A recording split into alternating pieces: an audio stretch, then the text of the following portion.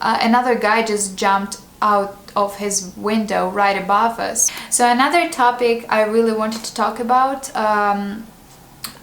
is the other suicides in Korea, which is a very sensitive topic, and I was not sure if I should comment on that or not somehow.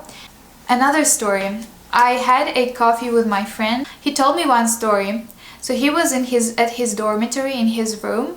He was studying for an exam because it was finals week, and then all of a sudden he heard this noise, like ding, like something fell down outdoors, and he was like, what is going on? And then his roommate comes inside, and he was like, he asked him like, have you heard the noise? And my friend said, let's call him Daniel.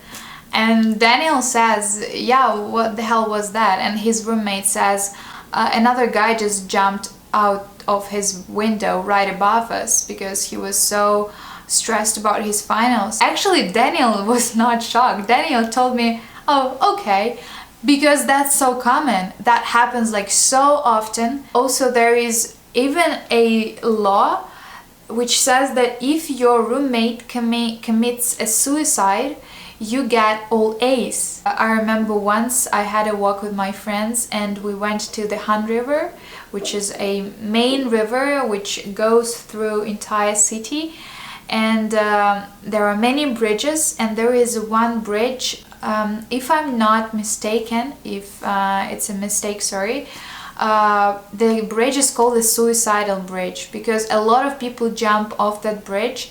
And there are many like notes, on it written like, don't do this and think of it one more time. There is tomorrow and everything will get better. Like a lot of motivational quotes as well, trying to persuade person not to make a mistake and not to jump off that bridge. And there are also constantly, there are police people on the boats dragging the bodies which fell down from the bridge, the dead bodies, or trying to save people who jumped off.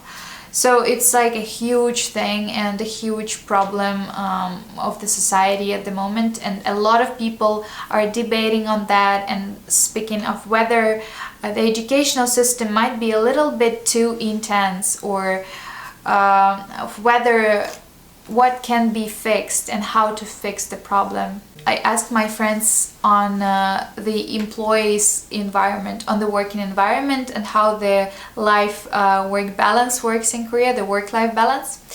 Because my friend Daniel as well, he told me that employees are required, like they can't leave the office until the manager leaves the office.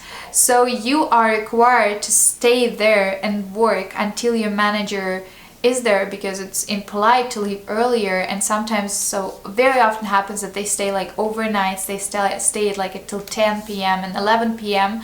And also Daniel told me that he was working for one of these companies and he had a guy sitting right next to him, and that guy had a picture of his son, little kid who was a school kid, because when that guy comes back home, his kid is already asleep, and when he leaves, his kid already like went to school. So basically there is no work-life balance. It's just working long hours and personal, like 100% commitment to your job and to the company.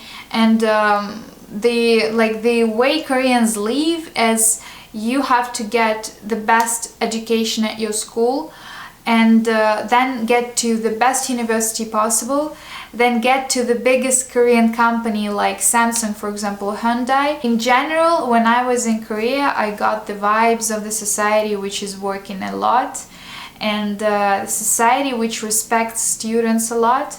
Students are like number one privileged society there.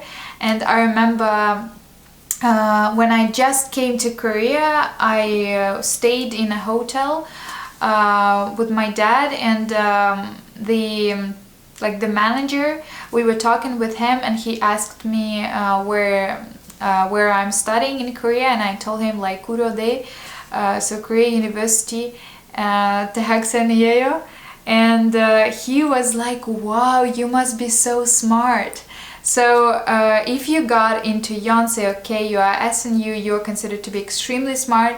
It's much easier for you to get into a company after graduation if you are from Sky University. Also, it's a known fact that a lot of parents who are wealthy in Korea, they try to send their children to the US or Canada for high school, for their language improvements.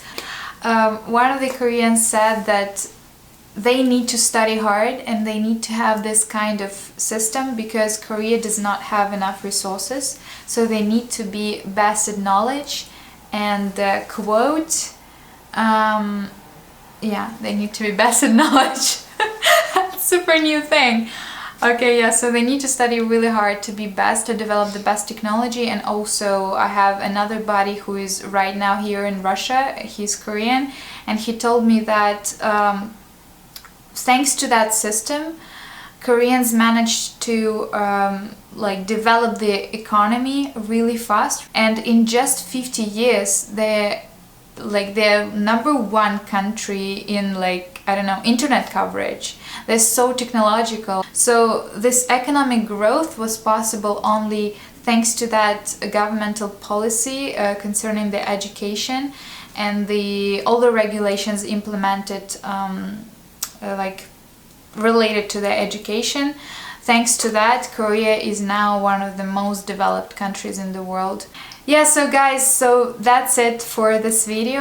I hope you learned something new about studying in Korea and what studying in Korea is really like and why Koreans study so hard. This is again my opinion, my perspective, and yeah, just my experience. If you don't agree with that, please don't hate me for that. Just leave your experiences or your opinions on the problems in the section down below. Yeah, I'll check that out and reply. And yeah, thank you again for watching. Stay tuned and see you in the next video. Thanks. Bye.